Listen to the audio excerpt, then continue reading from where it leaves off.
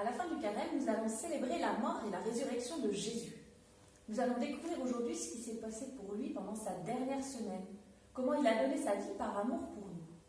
Il est mort sur une croix et le troisième jour, il est ressuscité. Nous allons le suivre pas à pas.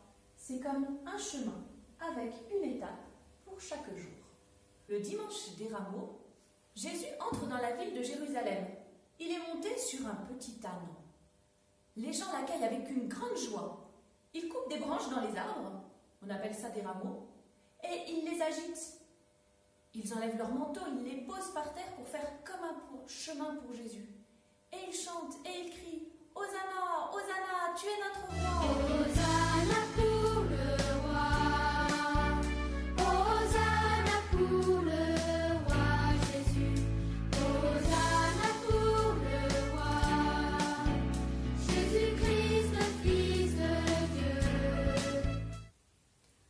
Le jeudi, Jésus rassemble ses amis pour un dernier repas avec eux. Il sait qu'il va mourir. Au cours de ce repas, il fait 2 gestes étonnants.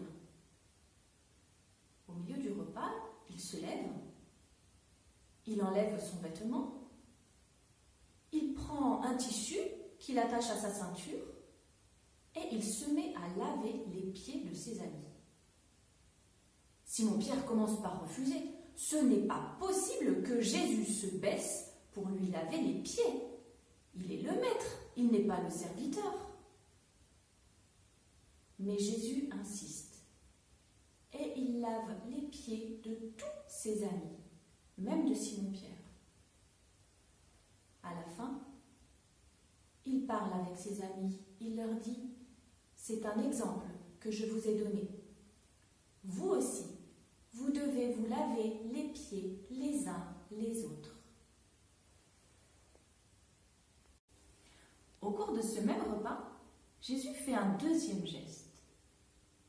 À un moment, il prend le pain, il prie et il partage le pain à ses amis en leur disant « Prenez, mangez, ceci est mon corps. » Puis, il prend une coupe de vin et il dit « Prenez, buvez, ceci est mon sang.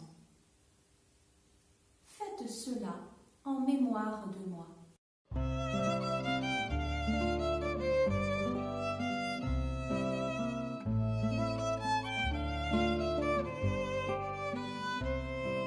C'est par amour pour nous que tu as donné ta vie. C'est par amour pour toi que nous prions aujourd'hui. Le vendredi, Jésus est arrêté. Il est condamné à mort. On se moque de lui, on lui met une couronne d'épines sur la tête. On lui donne des coups de fouet. Et puis il doit porter sa croix jusqu'à une colline qu'on appelle le Golgotha. C'est lourd.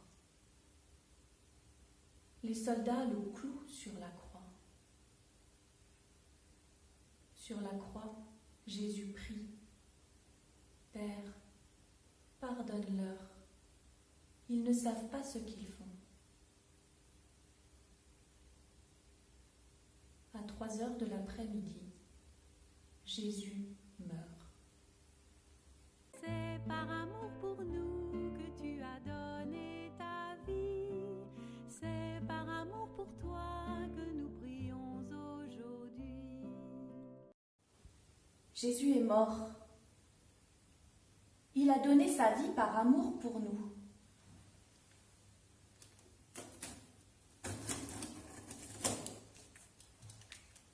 Pour ses amis, tout s'écroule.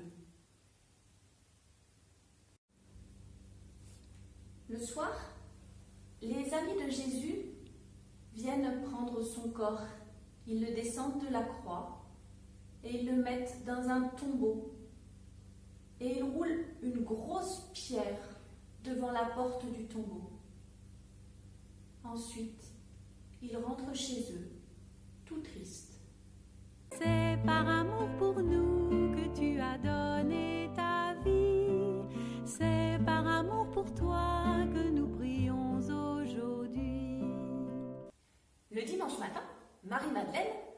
famille de Jésus se rend au tombeau. C'est la nuit, il fait encore noir. Mais quand elle arrive, elle découvre que la pierre a été roulée. Elle part en courant.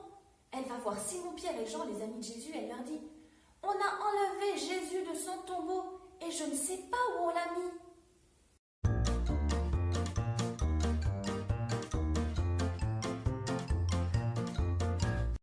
Simon, Pierre et Jean partent en courant pour aller au tombeau.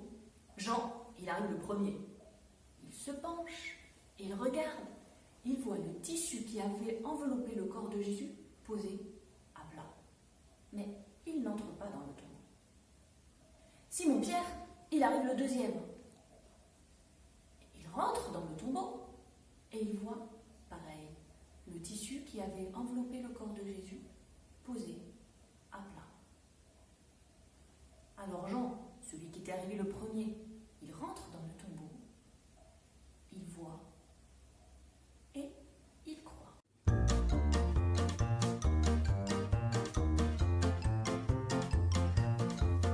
Jésus est ressuscité d'entre les morts, il est vivant! La vie est plus forte que la mort. Chantons pour Dieu.